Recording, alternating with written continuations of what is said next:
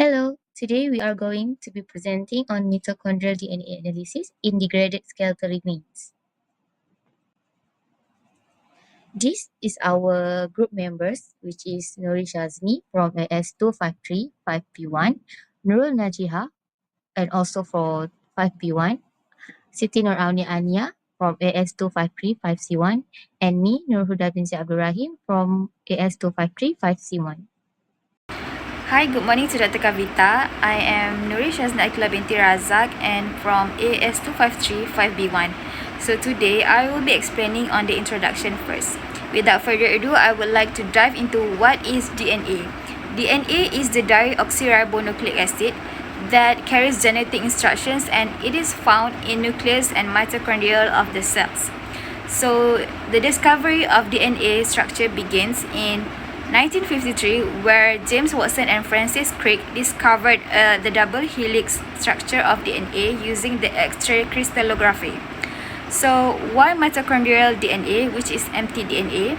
mtDNA is inherited maternally, more abundant in cells, and more stable in harsh conditions than nuclear DNA, which making it ideal for analyzing degraded skeletal remains.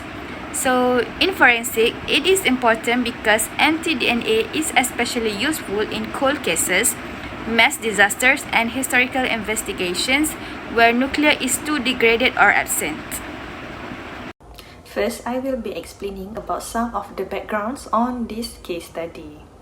The use of DNA in forensic science began in the mid-1980s with the development of nuclear DNA profiling techniques. This method revolutionized criminal investigations but were limited by the quality and quantity of DNA in degraded samples. Next, by the 1990s, forensic scientists began exploring mitochondrial DNA, mtDNA, as an alternative when nuclear DNA was unavailable. The first prominent forensic case using mtDNA was the identification of the remains of Tsar Nicholas II and his family in Russia in 1991, which demonstrated mtDNA's value in degraded or historical remains.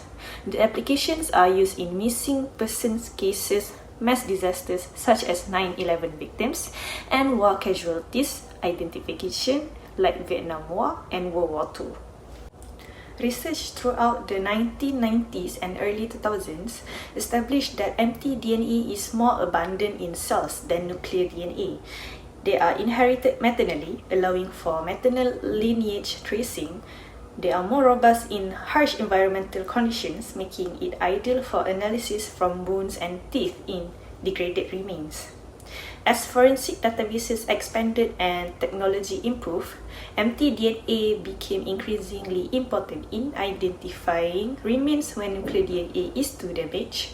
Missing persons, disaster victims, and historical remains, often used to compare with maternal relatives. Significant cold case breakthrough using mtDNA analysis have been reported in various jurisdictions, often decades after the victim's death.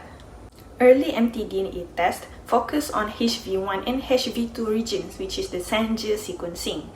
Now, next generation sequencing allows full mtDNA genome analysis for better resolution and more power.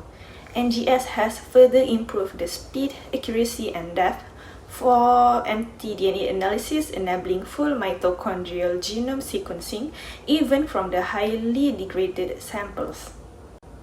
There are 8 parts for the methodology in this case study. The forensic team begins by collecting bones or teeth from the remains. These samples are carefully documented and preserved to prevent contamination. Chain of custody has to be maintained.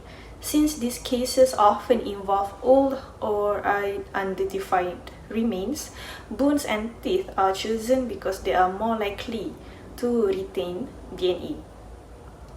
Next, the surface of the bone or tooth is cleaned to remove any external dirt or contaminants. The sample is then ground into a fine powder using a sterile equipment.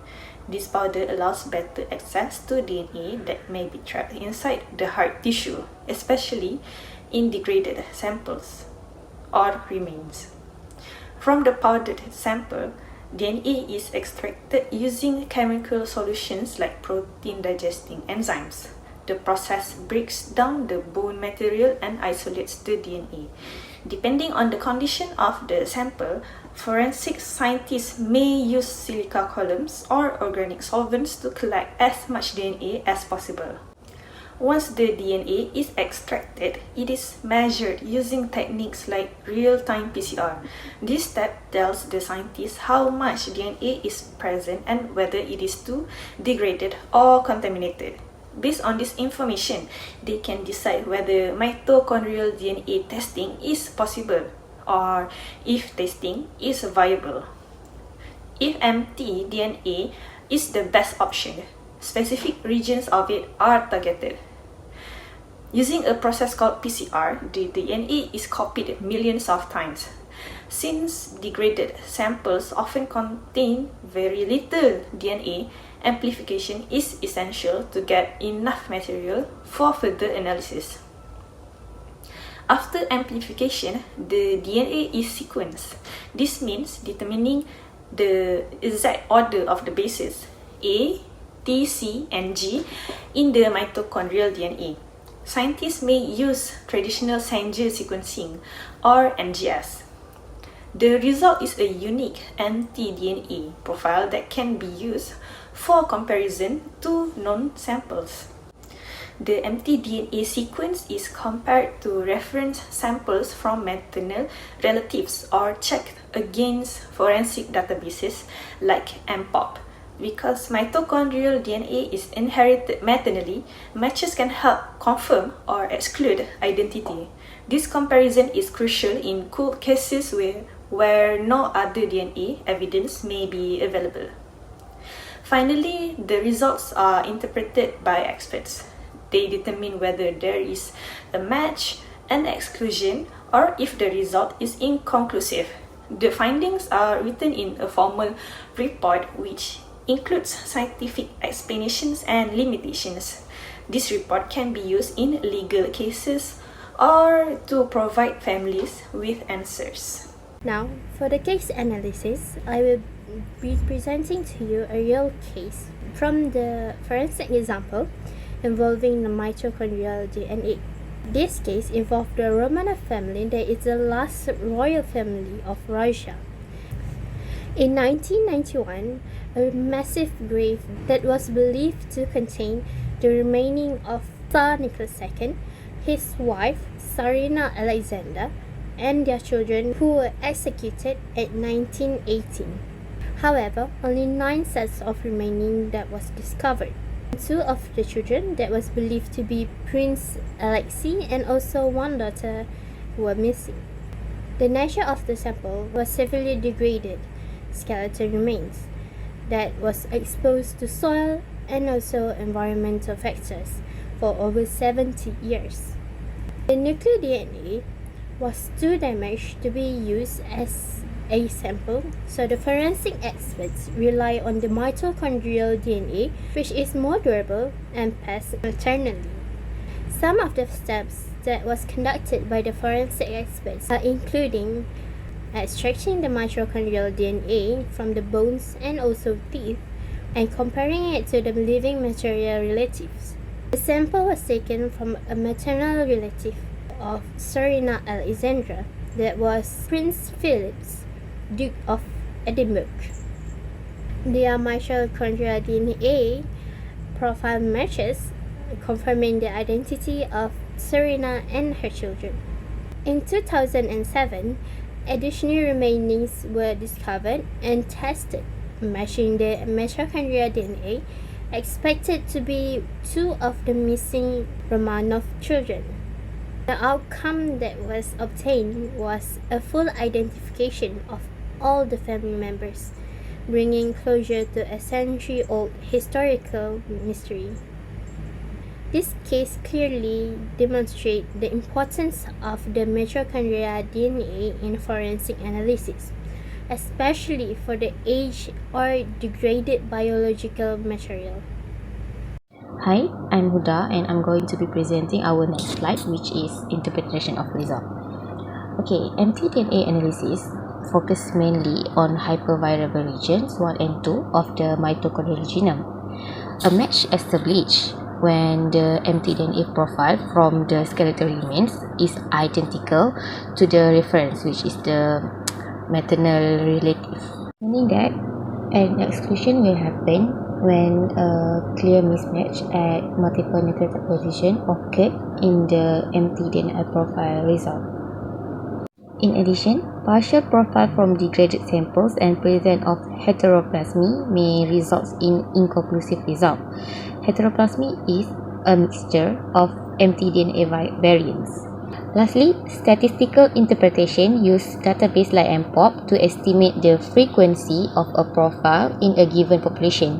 This method is less definitive than the nuclear DNA short tandem repeat. Moving on to the next point, which is reliability in forensic context. mtDNA is considered highly reliable in forensics for confirming maternal lineage or excluding individuals. It is very useful when only bones or teeth are available or the samples are too degraded for nuclear DNA analysis. Nowadays, advances in AGS, which is next generation sequencing, have improved both depth and accuracy of mtDNA profiling, which enables whole mitochondrial genome sequencing. However, reliability depends heavily on lab conditions, proper contamination controls, and experience in interpreting degraded data. Next, the limitation of this analysis. mtDNA analysis has low discriminatory power, which means it is not uniquely identified individuals since mtDNA is maternally inherited, which means all maternal relatives are sharing the same profile. Next, heteroplasmy. Heteroplasmy complicates the interpretation because the mixture of mtDNA may be naturally occurring or due to contamination. Next, partial profile. Degradation may prevent full sequencing, which can lead to ambiguous or incomplete results. Next, contamination risk. mtDNA is sensitive to modern contamination, which means rigorous lab protocols are essential to this analysis. And lastly, mtDNA has no paternal lineage information. mtDNA analysis excludes paternal data, making it less informative in some cases. Moving on to the last point, which is legal and ethical considerations. In court, mtDNA analysis result must be presented with caution and proper statistical context, especially due to the limited power of the individualization. And it also needs consent because using mtDNA for identification often involve family reference samples. Ethical standards require informed consent, particularly in missing persons or mass disaster contexts. Next, privacy concerns. mtDNA can reveal maternal ancestry or unexpected familial relationships, which can raise ethical issues in public database or open source genealogy.